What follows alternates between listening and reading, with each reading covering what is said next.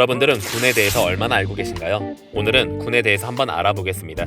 먼저 군대란 국민의 주권, 국익, 안보를 위해 공인된 무력 사용이 가능한 군인으로 구성된 국가 조직입니다.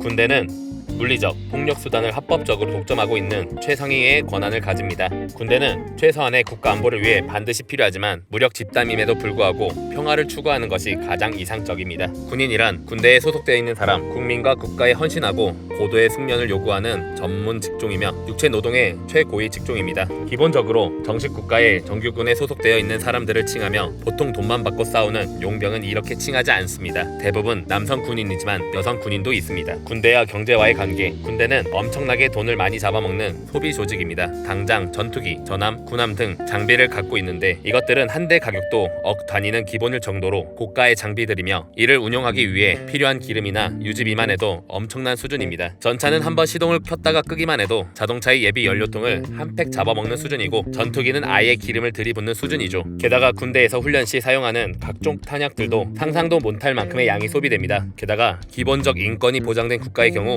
군인의 급여나 숙식 문제 등에도 엄청나게 많은 돈이 들어갑니다. 그럼에도 불구하고 군대는 별다른 생산적인 활동을 하지 않습니다. 그렇기 때문에 군대는 국가가 할 수 있는 가장 커다란 규모의 돈 쏟아붓기인 셈이죠. 실제로도 손자병법에서는 국가가 할 수 있는 가장 큰 비용이 들어가는 행동이 전쟁이라고 명시하고 있습니다. 다만 국가가 경제활동을 안전하게 진행하기 위해 회방꾼들을 막아주는 역할을 하는 것이 군대이므로 경제에 무조건적인 악영향을 끼친다고는 보기가 어렵고 그렇기 때문에 국가 정부에서는 군대의 규모를 조절하는 것에 신중을 기해야 합니다. 너무 허약하면 국토 방위가 불안해지고 그렇다고 너무 방대하면 경제가 구렁텅이에 빠지기 때문이죠.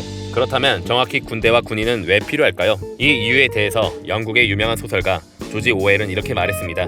우리가 밤에 편히 잘 수 있는 건 우리에게 해를 끼치려는 자들이 언제나 준비 중인 것처럼 우리의 병사들이 항상 그들을 대비하기 때문입니다. 같은 무력이라도 대응 상대에 따라 입장이 다릅니다. 타국 군대를 상대로 하면 군대, 자국 국민을 상대로 하면 경찰이라고 하죠. 덧붙여 한 가지 사람들이 개념을 잘못 이해하고 있는 게 죽이는 것 자체가 목적인 살인과 무언가 어떤 의지나 이루어야 할 어떤 것을 달성하기 위해 싸우는 거라는 두 개념을 혼동하고 있습니다. 살인은 그냥 맹목적으로 죽인다가 목표이지만 군대가 하는 싸움은 자신과 국가의 구성 요소를 방어하고 지킨다든지 아니면 특정 대상을 획득하기 위해 상대를 제압하고 무력화시키는 데 목표를 두며 상대를 살상한다는 것은 그 과정에서 생기는 부산물인 거죠. 군대의 목적은 국토와 국민의 수호 방어이지 전쟁과 사륙이 목적이 아니기 때문에 만일 사륙이 목적이라면 제네바 협약 같은 건 존재하지도 않았을 것입니다. 이 개념을 자꾸 오해한다면 국가 간, 사회 간에 크나큰 오류가 생겨버립니다. 남녀노소를 불문하고 국가와 그 구성 요소의 존재는 확실하게 바로잡고 넘어가야 합니다.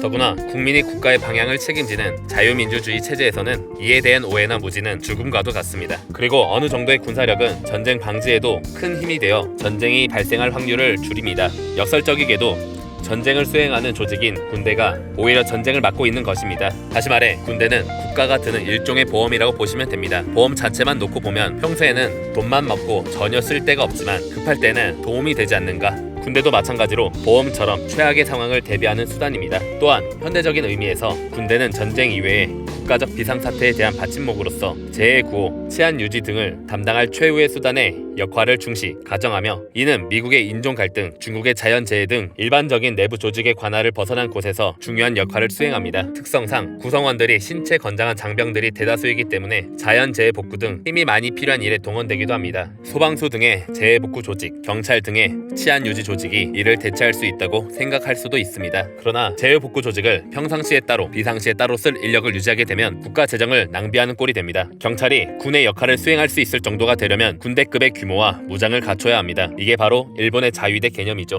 생선활동 없이 오로지 소비활동에만 전념하는 군대의 특성상 어떤 품목의 생산량이 과도해져서 디스플레이션이 발생할 위험이 있을 때 군으로 물자를 돌려 소비를 늘리는 방법으로 생산 과잉을 해결하는 역할도 할 수 있습니다. 예를 들어 특정 작물이 너무 많이 수확되어 농민들이 고생할 것 같다면 바로 그해 군대 식단이 달라집니다. 소비 전념 집단으로서의 모습이 나쁜 것만은 아니죠. 사실 생산 활동도 아예 하지 않는 것은 아닙니다. 민간 복구가 어려운 상황이 되면 제일 먼저 나서는 것이 바로 군대입니다. 이들은 하루 3-4천 원의 급료를 받고 하루 종일 진흙을 걷어내고 물을 빼며 별을 일으켜 묶는 등 온갖 대민 지원을 도맡아서 합니다. 가장 이상적인 것은 군대 따위 없어도 모두가 평화롭게 잘 사는 것이겠지만 마냥 가능하다면 매우 평화로운 정말 꿈에 그릴 만한 이상적인 세상이 될 것입니다. 물론 그렇다고 그냥 없애는 것이 전혀 쉬운 일은 아닙니다. 당장 일상에서 경찰들이 사라진다고 상상해보면 이해가 바로 갈 것입니다. 그나마 때묻지 않은 아이들이 모여 지내는 학교에서도 다툼이나 따돌림 같은 문제가 비일비재하고, 나아가 나이가 많은 직장에서도 직장 내 괴롭힘, 사내 정치 문제가 만만치가 않은데 치열한 정치적 이해관계가 깔린 국제사회를 물로 보면 곤란하죠. 아니, 그 이전에 모든 인간이 그렇게 이상적인 사고방식을 갖고 있지도 않습니다. 당장 별것도 아닌 이유로 범죄를 일으키고 다니는 인간들도 세상에 많고, 이런 사람을 잡아내기 위해서라도 경찰과 군대는 없애기가 어렵습니다. 국제사회의 국가들을 각각의 개인으로 비유하자면 군대는 일종의 주먹과 다리가 됩니다. 이번 영상에선 군에 대해서 알아봤는데요. 군에 대한 자신의 의견이나 사연 등을 댓글로 남겨주세요. 여러분들의 구독과 좋아요는 저에게 큰 힘이 된답니다. 작은 편견들이 사라진다면 점차 편견 없는 행복한 세상이 되리라 믿고 있는 버터플라이 임팩트였습니다. 감사합니다.